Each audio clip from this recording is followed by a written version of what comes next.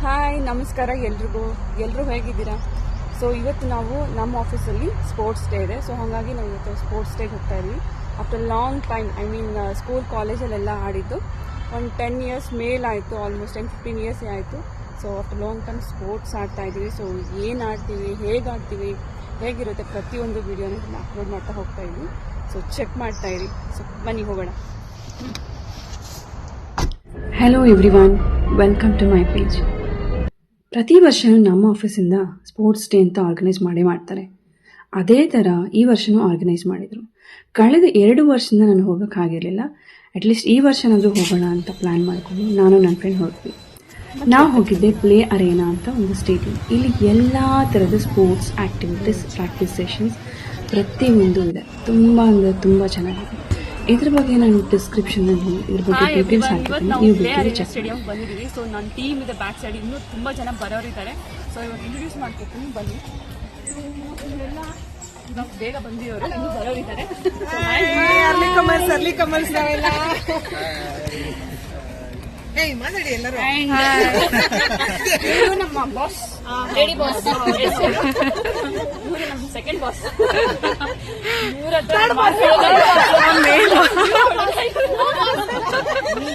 ಇವರು ನಮ್ಮ friend.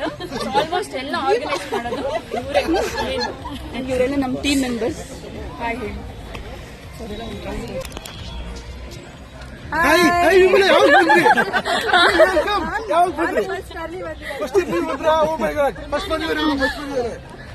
Hi Vinash, hi ಹೇಳಿ. ನಮ್ಮ ಯೂಟ್ಯೂಬ್ ಬ್ಲಾಗ್ ಅಲ್ಲಿ ನಮಸ್ಕಾರ.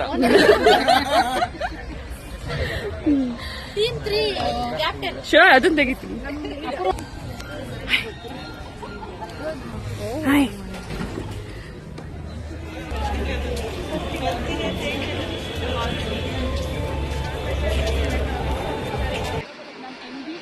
ನಾನು ಇವಾಗ ಪರಿಚಯ ಮಾಡೋಕ್ಕೆ ಹೊರಟಿರೋದು ನಮ್ಮ ISL ಡಿಪಾರ್ಟ್ಮೆಂಟ್ನ ಮ್ಯಾನೇಜಿಂಗ್ ಡೈರೆಕ್ಟರ್ ಆದ mister Surendra and associate director Srini and ಇವರು ನಮ್ಮ team lead.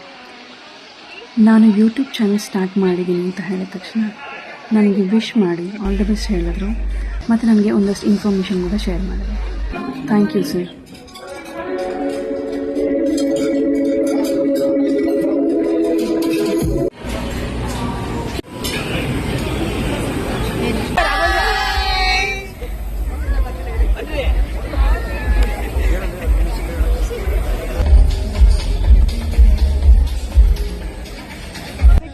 Thanks, accepted.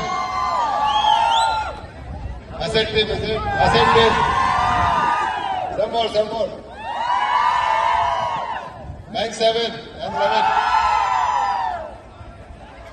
What is AMT? What is this? AMT collaboration, Ganesh.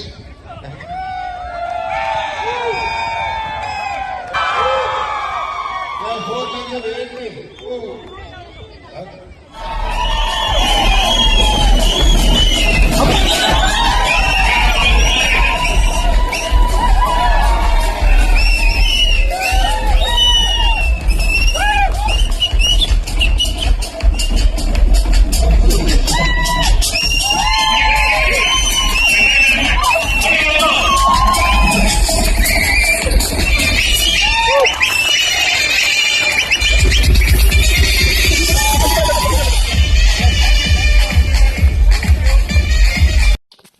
Student life is a golden life ಅಂತಾರೆ.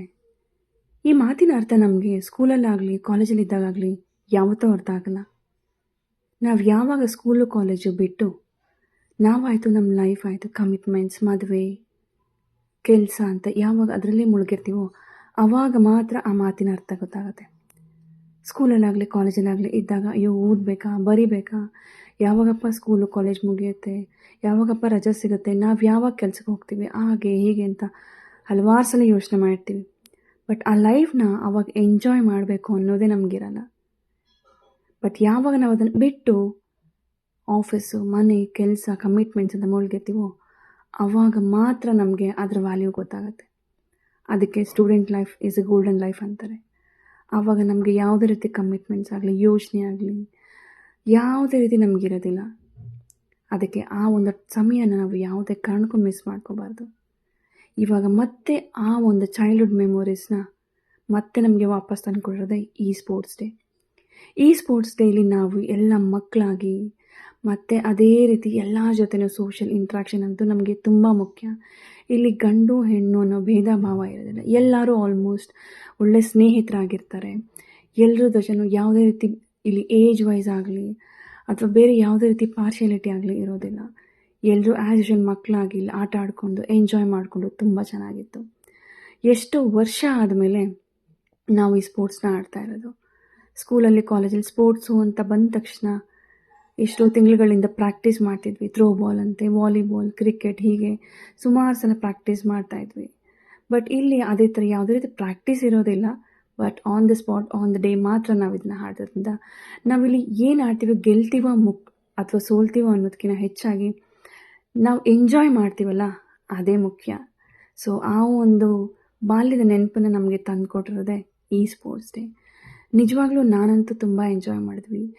ಎಷ್ಟೊಂದು ಜನಕ್ಕೆ ನಾವು ಗೊತ್ತೇ ಇರಲ್ಲ, ನಾವು ಎಲ್ಲರೂ ಬರೀ ಆಡಿಯೋದಲ್ಲಿ ಫೋನ್ ಕಾಲ್ಸಲ್ಲಿ ಮಾತ್ರ ಎಲ್ಲರೂ ಮೀಟ್ ಆಗಿರ್ತೀವಿ. ಬಟ್ ಫಿಸಿಕಲಿ ನಾವು ಯಾವತ್ತೂ ಯಾರನ್ನೂ ಎಷ್ಟೊಂದು ಜನ ಮೀಟೇ ಆಗಿರಲಿಲ್ಲ. ಈ ಒಂದು ಸ್ಪೋರ್ಟ್ಸ್ ಡೇ ನಮಗೆ ಎಲ್ಲರನ್ನೂ ಮೀಟ್ ಮಾಡೋದಕ್ಕೆ ಅವಕಾಶ ಕೊಡ್ತು. ನಿಜವಾಗ್ಲೂ ನಿಮಗೇನಾದರೂ ಈ ಥರ ಒಂದು ಚಾನ್ಸ್ ಸಿಕ್ಕರೆ, ನಿಮ್ಮ ಆಫೀಸಲ್ಲಾಗಲಿ ಅಥವಾ ಎಲ್ಲಾದರೂ ಆಗಲಿ ಚಾನ್ಸ್ ಸಿಕ್ಕರೆ ದಯವಿಟ್ಟು ಮಿಸ್ ಮಾಡ್ಕೋಬೇಡಿ. ನಿಜವಾಗ್ಲೂ ತುಂಬ ಎಂಜಾಯ್ ಮಾಡ್ತೀರಾ. ಆ್ಯಂಡ್ ನಾವು ನಮ್ಮ ಆಫೀಸಲ್ಲಿ ಸ್ಪೋರ್ಟ್ಸ್ ಡೇ ಆರ್ಗನೈಸ್ ಮಾಡಿದಾಗ ನಾವು ಯಾರೂ ಮಿಸ್ ಮಾಡ್ಕೊಳ್ಳಿಲ್ಲ. ಆಲ್ಮೋಸ್ಟ್ 99% ಎಲ್ಲರೂ ಅಟೆಂಡ್ ಆಗಿದ್ವಿ. ಯಾಕೆಂದರೆ ನಮಗೆ ಒಂದು ಸ್ಟ್ರೆಸ್ ಬಸ್ಟ್ ಔಟ್ ಇದು. ಯಾವಾಗಲೂ commitments, office stress, work reports, ಅದು ಇದು ಅಂತ ನಾವು ಕೆಲಸದಲ್ಲೇ ಮುಳುಗಿರುವಾಗ ಈ ಥರ ಒಂದು ಚೇಂಜಸ್ ನಮಗೆ ಮಸ್ಟ್ ಬೇಕೇ ಬೇಕಿತ್ತು. ಸೊ ಹಾಗಾಗಿ ನಾವು ಯಾರೂ ಮಿಸ್ ಮಾಡಲಿಲ್ಲ. ತುಂಬ ಅಂದರೆ ತುಂಬ ಎಂಜಾಯ್ ಮಾಡಿದ್ವಿ. ಇನ್ನು ನಮಗೆ ಈ ಸ್ಪೋರ್ಟ್ಸ್ ಡೇಯಲ್ಲಿ ಬ್ರೇಕ್ಫಾಸ್ಟ್ ಅರೇಂಜ್ ಆಗಿತ್ತು, ಲಂಚ್ ಅರೇಂಜ್ ಆಗಿತ್ತು, ಎಲ್ಲನೂ ವೆರೈಟೀಸ್ ಆಗಿ ತುಂಬ ಅಂದರೆ ತುಂಬ ಚೆನ್ನಾಗಿತ್ತು.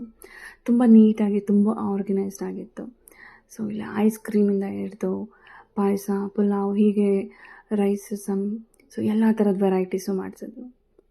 ನಾವೆಲ್ಲ ಚೆನ್ನಾಗಿ ಆಟ ಆಡೋದ್ರಲ್ಲಿ ಗೆದ್ವೋ ಬಿಟ್ವೋ, ಬಟ್ ಚೆನ್ನಾಗಂತೂ ಎಂಜಾಯ್ ಮಾಡಿದ್ವಿ. Participation is the most important ಅಂತ ಹೇಳ್ತಾರಲ್ಲ, ಸೊ ಹಾಗೆ ಪಾರ್ಟಿಸಿಪೇಷನ್ ಮಾತ್ರ ಮಾಡಿದ್ವಿ. ನಮಗೆ ಇದರಲ್ಲಿ ವುಮೆನ್ಸ್ ಕ್ರಿಕೆಟ್ ಆಗಲಿ, ಮೆನ್ಸ್ ಕ್ರಿಕೆಟ್ ಮತ್ತು ಹೀಗೆ ಹಗ್ಗ ಜಗಾಟ, ಹೀಗೆ ಸುಮಾರಿತ್ತು. ಬಟ್ ನಾನು ತುಂಬ ಎಂಜಾಯ್ ಮಾಡಿದ್ದು ಅಂದರೆ ವುಮೆನ್ಸ್ ಕ್ರಿಕೆಟ್. ಎಸ್, ಸೊ ಹುಡುಗರು ಯೂಶ್ವಲಿ ಆಟ ಆಡಿರ್ತಾರೆ, ಅವ್ರಿಗೆ ಸ್ವಲ್ಪನಾದರೂ ಪ್ರಾಕ್ಟೀಸ್ ಇತ್ತು. ಬಟ್ ನಮಗೆ ಯಾವುದೇ ಕಾರಣಕ್ಕೂ ಪ್ರಾಕ್ಟೀಸ್ ಇರಲಿಲ್ಲ. ನಮಗೆ ಸುಮ್ಮನೆ ಏನೋ ಆಡಬೇಕು, ಆಡ್ತಾಯಿದ್ವಿ.